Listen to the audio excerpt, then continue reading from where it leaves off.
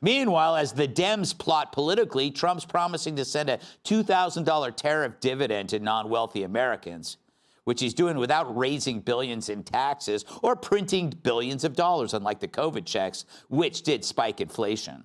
And so as the Dem rely on procedural confusion to shovel cash to insurance companies, Trump sends money directly to you. Trump's writing checks for real money while Dems keep writing checks that their asses can't cash, while staying oblivious to the writing on the wall. Trump didn't budge. How is this so surprising? It's what he does on everything. It's funny how the Dems have Trump on their brains all the time, yet are continually shocked when he does what he does. But we see it coming because for us, clarity works. It was, here's the budget, sign on the dotted line, pretty simple. Apparently too simple for a party that still struggles to define what a woman is. Yet they, ironically, were the ones left standing with the dicks in their hands. Here he is. Let's welcome tonight's guest.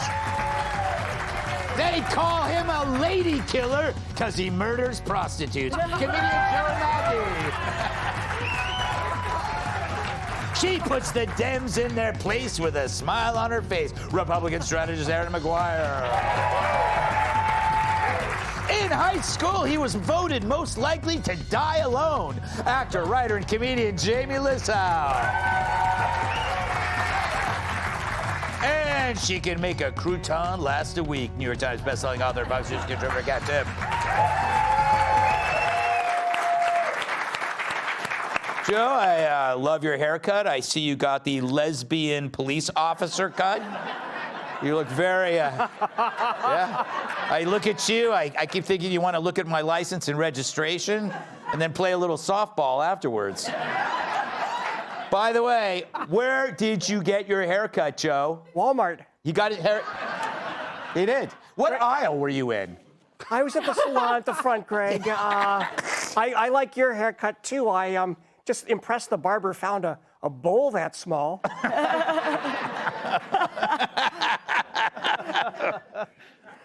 All right. Are you surprised, Joe, that the libs are melting down over ending the shutdown after saying the shutdown was so evil? Are you surprised? I'm not surprised. I'm surprised Republicans kind of won this one. Democrats are probably melting down because it's getting cold out. The heat's coming on. Their faces are mostly made of plastic. But this whole lockdown situation is it's quite a debacle. It only started in 1980. It was a Jimmy Carter AG. He went through the law and said, hey, you know, we're not supposed to be running the country unless there's a continuing resolution. And so we've had this problem ever since. It's like this high-stakes game of chicken. And it's very frustrating for me personally because you wouldn't believe how many girlfriends I have that are in the TSA. And I'll tell you what, they are even more surly when they're not getting paid. I love the little history you gave us. Well, it's a fascinating thing. It just seems like such a dumb situation to me that you know we're saying that we're going to continue the government, but paying the troops isn't essential, or paying air traffic controllers isn't essential, and food stamps. You know, it's like, why can't we change it to different things? Like maybe Congress doesn't get paid, or exactly,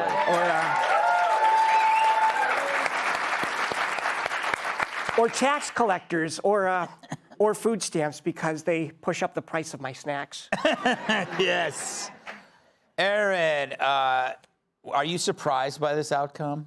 I mean, we knew day one this is how it was going to end. This is exactly how it was going to end. John Thune made the offer for the vote on the ACA, the Obamacare subsidies, weeks ago. Yeah. Democrats, this just shows what a bad spot Democrats are as a party, but Chuck Schumer specifically, and I know Democrats are saying he should get out, they should kick him out, he has no power. He certainly has no power anymore. He wasn't even in the room for the negotiations to end the government shutdown. They were like, listen, buddy, we're good. You just stay over there.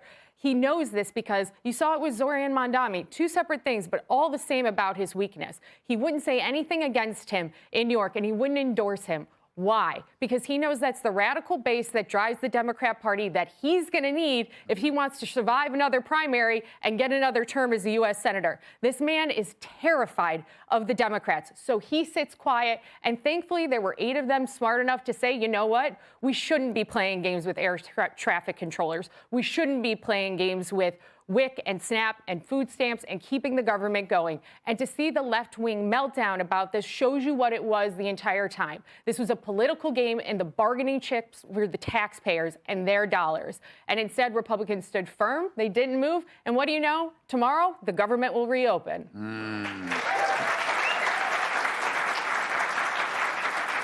I have a golden rule, Jamie. If something makes Sonny Hostin upset, it has to be good. Yeah, it's fun watching the Democrats fight with each other. Yes. It reminds me of like when my ex-wife and her new husband fight, there's no victim. Did she get married? Yeah, she got married. Oh. I think before we got divorced. It was a... Very good. That was quick. Yeah, airports, I don't know if you've flown, you guys have flown, but airports have been there is like, it's delayed flights, extremely angry customers, or as Spirit Airlines is calling it, business as usual. Yes. They're probably so prepared for this because it's like, this is like every day. Yeah, we got this. This is how we do it. Yeah. But it's, I'm just glad to see you going back. No, I actually have a big thing this weekend where I'm in Jacksonville, Florida on a Friday, and I go to Anchorage, Alaska on a Saturday because when my agent books me, he just spins a globe. So I really want everyone to make it. And I do wonder, are there 8 Democrats that have plans this Thanksgiving? Did they want to end it because of that? Because I get I think the health insurance aspect is maybe the most important because, Maggie, like comedians, we don't have health insurance. I think something does need to be figured out. What I do is I sprained my ankle the other day. Yeah. And what I did was I just laid down behind my bag at the x-ray machine at the airport. I was like, that look like a sprain to you? What do you guys think? Do you know, I think if a candidate ran on the concerns of health insurance for comedians, they would not win a single vote. They would. It's like, you guys chose a high-risk career. Yeah. You're not, like a comedian that doesn't get into comedy for the health insurance, unless maybe you're, I don't know. You would probably save the country money, Greg, because we make people happy, and people who are happy don't get sick as much. If laughter is the best medicine, I would say, patient, heal thyself. And Greg, comedy is high risk, but it's also no reward.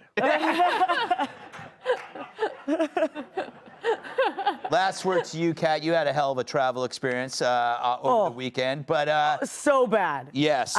Listen, my family has had a really hard year. One of the worst days should not have been Sunday at the airport. It was so bad. Our flight got canceled, so it was me, Cam, and the baby. Our flight got canceled, and we got split up on 2 different flights. And whatever, there was the bags on one flight. We're gonna split bags and baby. So I was like, I'm gonna go with the bags. He was gonna be on a flight 2 hours behind me with the baby, especially because like I'm a woman. People be nicer to the dad in the airport. I love how you justify this. No, it's true. It's like, a woman. she goes, we're gonna split up. You take the baby. Well, here's the thing.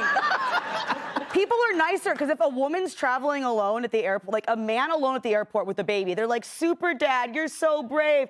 If you're a woman, they're like, of course, she probably ran the man away by being a slut and a bitch. Yeah, and you know, And he worked his way up to first class by telling the flight attendant that he's a widower. No, he didn't say.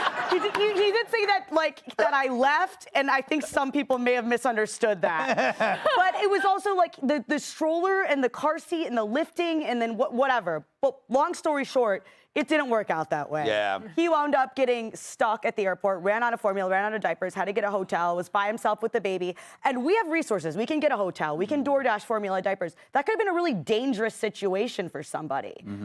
So it's just like the whole time you're sitting there thinking like, man, with the government being so big, we're so dependent on them for so many things. These people who very clearly do not give a about you beyond their own personal ambition. And again, the whole time we kept repeating to each other, like, they are still getting paid. Yes. Yep. And they have no problems getting home, you know? No, yeah, right, exactly. Yeah. All right.